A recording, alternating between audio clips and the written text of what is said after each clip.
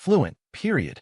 What if I told you that the reason you feel slow when learning English is actually the reason you could become faster than 99% of people? Sounds strange, right? Because most people believe the opposite. They believe that if learning feels slow, something is wrong. That if it feels hard, they're failing.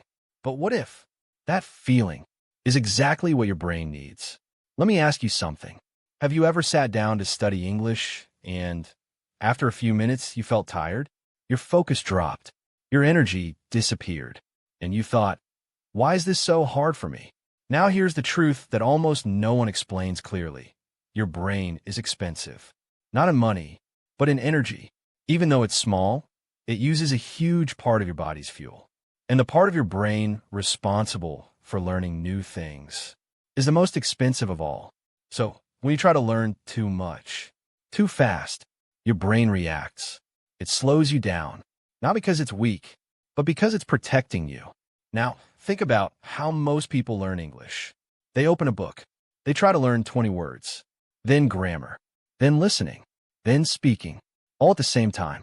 It feels productive, but it's a trap because your brain is not built for that. It's not built for chaos. It's built for sequence, one idea at a time. So when you try to put too much inside, your brain drops everything. And that's why you forget. Not because you're bad, but because you overloaded the system. Now imagine something different.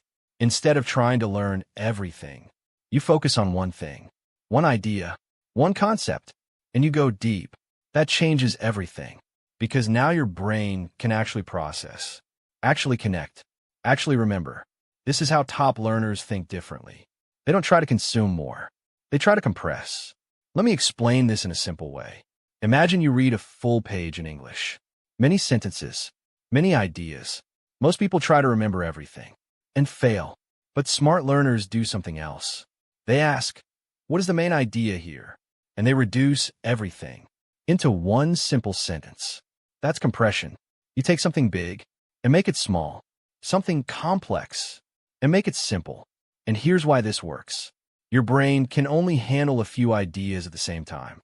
If you give it too many, it drops them. But if you give it a small, clear idea, it keeps it.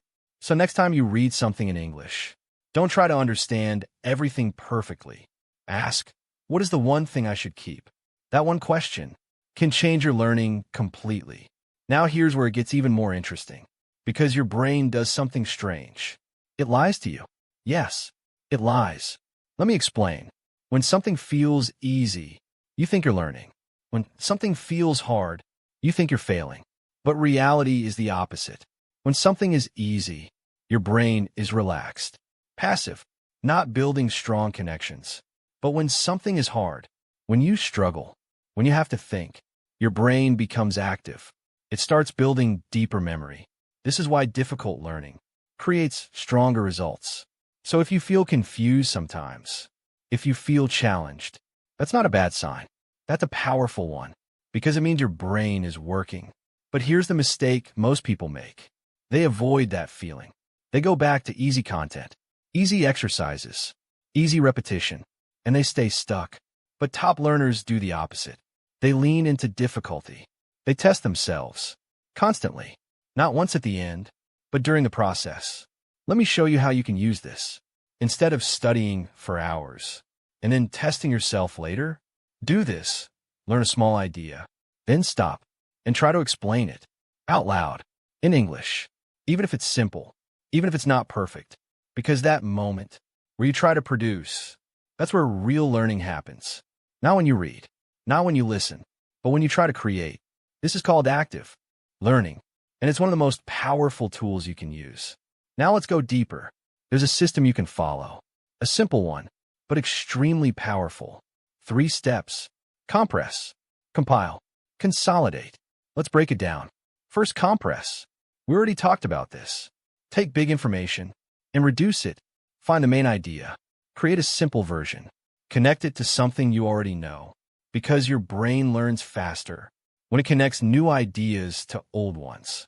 Second, compile. This is where you practice, but not in a passive way. In an active way, you test yourself. You speak. You write. You teach. Yes, teach. Even if you're alone. Explain what you learned. like you're teaching someone. Because when you teach, you organize your thoughts.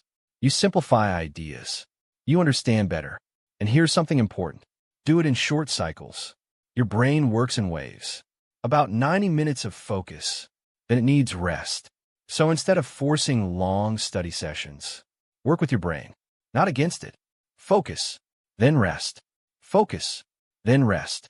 This rhythm makes learning faster, not slower. Now comes the final step. Consolidate. This is where most people fail, because they ignore one thing. Rest. Yes, rest. Because learning doesn't finish when you stop studying. It finishes when your brain processes what you learned. And that happens during rest. Short breaks. Guides moments. Sleep. These are not wasted time. They are part of learning. In fact, your brain replays what you learned at high speed during rest, strengthening the memory. So if you study without rest, you lose a big part of the process. Now think about this. How many times have you studied for hours without stopping and felt exhausted, but didn't remember much later? Exactly, because you skipped consolidation. But when you study, pause, rest, and come back later, everything feels clearer. That's not magic. That's biology. Now, if you've made it this far, there's something important you need to understand. You don't need to be the fastest learner. You don't need to be the smartest, because there will always be someone faster, someone smarter. That race never ends. But here's what you can control. Your system, how you learn, how you practice, how you rest. And that is your real advantage. So stop comparing yourself to others. Focus on improving your process, little by little, day by day, because that's how real progress happens. And if you want to keep improving your English in a way that actually works, make sure you subscribe to Fluent, period. Because here, we don't just teach English. We teach you how to learn faster, smarter, and with less frustration. Now let's finish with something simple, but powerful. You're not a slow learner. You were just using a slow system. Change the system, and everything changes. So next time you study English, don't ask, how much can I learn today? Ask, what can I understand deeply today? Because depth beats speed, always. And when you master that, you don't just learn English faster. You learn anything faster. And that changes everything.